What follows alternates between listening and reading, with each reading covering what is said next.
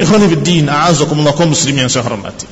Masalah marah adalah perkara yang Rasulullah sallallahu alaihi wasallam jadikan sebagai wasiat khusus pada salah seorang sahabat ketika bertanya kepadanya, "Ya Rasulullah, ausini, berikan wasiat kepadaku."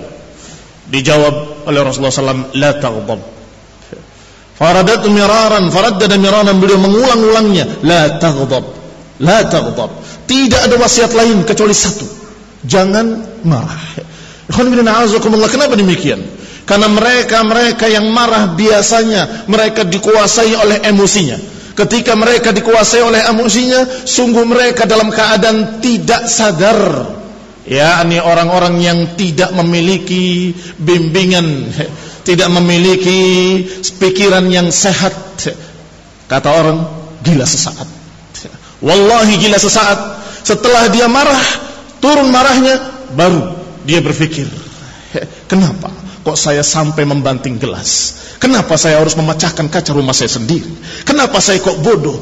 Menunjukkan kalau tadi dia berbuat sama sekali tidak terbimbing oleh akalnya yang sehat, sama sekali tidak terbimbing oleh pikirannya yang jernih, oleh pikirannya yang sehat. Kaum muslimin yang saya hormati, maka hati-hati. Ada orang yang mabuk dengan khamr, ada orang yang tidak sadar karena narkoba, dan ada pula orang yang tidak sadar karena dikuasai emosinya. Na'udzubillah, kita berlindung pada Allah Subhanahu wa taala min syarri nafsi.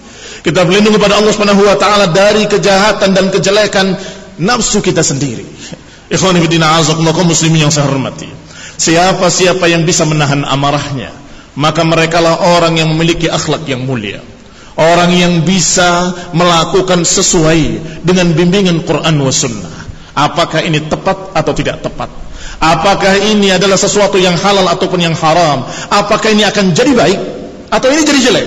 Akan bisa berpikir jernih ketika dia menahan amarahnya. Wal qadhiminal ghaidha wal 'afina 'anil nas, kata Allah. Orang-orang yang beriman adalah orang-orang yang menahan amarahnya dan memaafkan manusia. Ikhwani fiddin, a'azakumullah kaum muslimin yang saya hormati. Ketika dia bisa menahan amarahnya, tahan tangannya, tidak bergerak untuk menyakiti orang lain, tahan lidahnya, tidak mengucapkan sumpah serapah, tidak mengucapkan kalimat-kalimat yang jelek, yang buruk, yang tidak diridhai oleh Allah Subhanahu wa taala, maka ketika itu dia mendapatkan dari Allah Subhanahu wa taala kebesaran hati dan kemuliaan dirinya, sehingga dia bisa melihat, kalau saya berbuat demikian, niscaya yang akan terjadi demikian. Kalau saya tidak berbuat demikian, maka niscaya tidak akan terjadi demikian. Ikhwan fillah, a'azakumullah, bisa berpikir dengan sehat. Tetapi mereka yang memuaskan hawa nafsunya, nafsu amarahnya, memuaskan emosinya, biasanya dia tidak berpikir sama sekali apa yang akan terjadi nanti akibatnya. Ikhwan fillah, a'azakumullah, padahal orang-orang yang beriman dikatakan oleh Rasulullah SAW, akmalul mu'minina imanan ahsanuhum khuluqan. Orang yang paling sempurna imannya adalah orang yang paling baik akhlaknya,